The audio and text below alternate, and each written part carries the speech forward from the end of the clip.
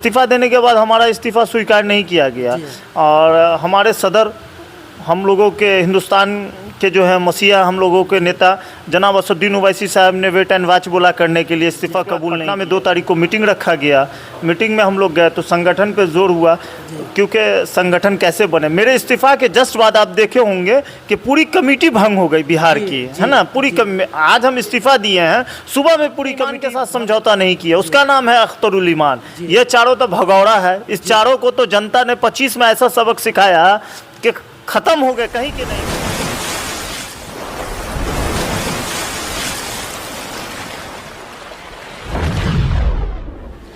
आदाब, मैं हूं सदर आलम और आप देख रहे हैं द सदर शो चैनल। इस वक्त मेरी मौजूदगी है दरभंगा दिल्ली मोड़ 1 बाइट में मैं मौजूद हूं। आप मेरे साथ मेरे चैनल पे बात करने के लिए जाले विधानसभा से AIMIM पार्टी के पूर्व प्रत्याशी फैसल रहमान आमिर सर मौजूद हैं। इनसे कुछ बात करते हैं। चूँकि अभी इन्होंने कुछ दिन पहले प्रेस कॉन्फ्रेंस कर जानकारी दी थी कि इन्होंने अपने तमाम पदों से इस्तीफ़ा दे दिया है। उससे भी रिलेटेड बात करेंगे। पटना में भी आला हाईकमान की जो बैठक हुई है, मीटिंग हुई, उसमें भी सर गए हुए थे। तो क्या बातें हुई, उन तमाम मुद्दों पे चर्चा करेंगे। तो वीडियो में आप बने रहेंगे। सबसे पहले सर आपका स्वागत है। जी शुक्रिया जी। अभी कुछ दिन पहले आपने प्रेस कॉन्फ्रेंस कर आपने जो है कहा था कि हमने तमाम पदों से इस्तीफ़ा दे दिया, तो एक भूचाल आ गया जाले विधानसभा में। उसी मुद्दे को लेकर के अभी पटना में आला हाईकमान की बैठक हुई जिसमें आप अभी गए हुए थे। तो क्या सब हुआ सर? देखिए, वो पार्टी के पद से इस्तीफ़ा दिए थे क्योंकि चुनाव ख़त्म होने के बाद जो है समीक्षा बैठक नहीं हो पाई थी। तो काफ़ी टाइम हो गया था। समीक्षा बैठक क्यों नहीं हुई? चुनाव हम लोग कहाँ हारे थे, इस वजह से हुई थी। तो इस्तीफ़ा देने के बाद हमारा इस्तीफ़ा स्वीकार नहीं किया गया और हमारे सदर हम लोगों के हिंदुस्तान के जो है मसीहा हम लोगों के नेता जनाब असदुद्दीन ओवैसी साहब ने वेट एंड वॉच बोला करने के लिए इस्तीफ़ा कबूल नहीं किया। तो सदर साहब जब हमारे कहे तो हम वेट एंड वॉच किया। उसके बाद पटना में 2 तारीख को मीटिंग रखा गया। मीटिंग में हम लोग गए तो संगठन पे जोर हुआ क्योंकि संगठन कैसे बने। मेरे इस्तीफ़ा के जस्ट बाद आप देखे होंगे कि पूरी कमेटी भंग हो गई बिहार की, है ना। पूरी आज हम इस्तीफ़ा दिए हैं, सुबह में पूरी कमेटी भंग हो गई। तो कहीं ना कहीं MIM के से जो है MIM के लोग जो है, जो हम लोगों के नेता हमको मानते हैं, ठीक है। इसीलिए हमारे इस्तीफ़ा के जस्ट बाद जो है पूरी कमेटी को ही भंग कर दिया गया। अब नए तरह से कमेटी का जो है गठन होगी। तो सारे प्रत्याशी थे, जिलाध्यक्ष, पूर्व जिलाध्यक्ष, पूर्व प्रदेश सचिव, महासचिव, सब लोग थे जिला टीम में और जो प्रदेश टीम में, सब लोग हम लोग वहाँ थे। हम लोग रखे हैं कि प्रोग्राम कैसे, किस तरह से, किन लोगों को जिम्मेदारी दी जाए ज़िला में या प्रदेश में, जो हम लोग मजबूती से काम करें। क्योंकि 30 का जो चुनाव हम लोग लड़ेंगे तो बड़ी मजबूती से इस बार लड़ेंगे जी। हाँ, तो इंशाअल्लाह ताला, तो इसीलिए जी, यानी जो कमी रह गई थी इस बार चुनाव में जी, उसको पूरी मजबूत किया जाएगा और उसके लिए आप कमेटी बना रहे हैं। देखिए, जब 2020 का जब चुनाव हुआ था तो हमारे जो है 5 विधायक चुनाव जीत के आए थे सीमांचल से। तो 4 जो है अपने ईमान के साथ समझौता करके चले गए। तो हम लोग कि वहाँ पे जो हम लोगों के नेता अख्तरुल ईमान साहब बहुत टूट चुके थे, सिंगल अकेले बचे थे और उन्हीं पे पूरे बिहार के लोगों का जो है आंख जो है उन्हीं पे थी कि वो हमारे मुद्दे उठाएंगे।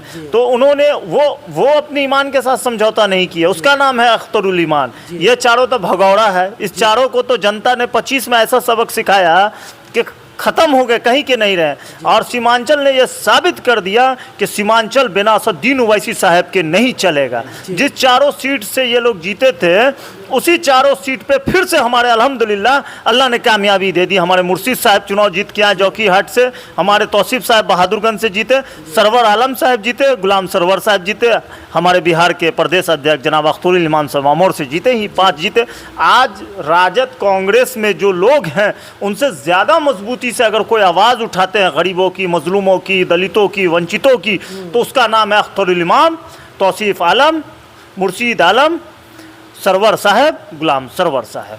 आप लगातार जाले विधानसभा क्षेत्र का आप दौरा कर रहे हैं, लोगों से आप मुलाकात कर रहे हैं, तो क्या रुझान लगता है लोगों का आने वाले वक्त में? आने वाले वक्त में बहुत बेहतर होगा इंशाअल्लाह ताला, क्योंकि अभी हम लोगों के पास बहुत कम टाइम था और मेरा पहला चुनाव था। पहला चुनाव के हिसाब से भी हमको जो है लोगों ने बहुत मोहब्बत दिया, बहुत प्यार दिया।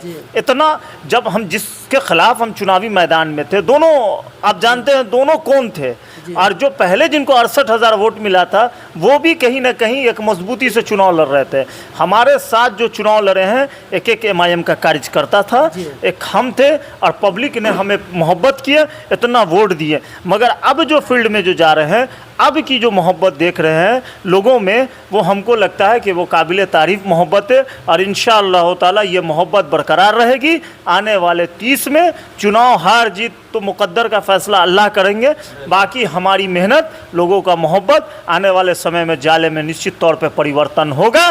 जो अभी भाजपा के विधायक हैं, इसको जाले की जनता निश्चित तौर पे 30 में हराएगी।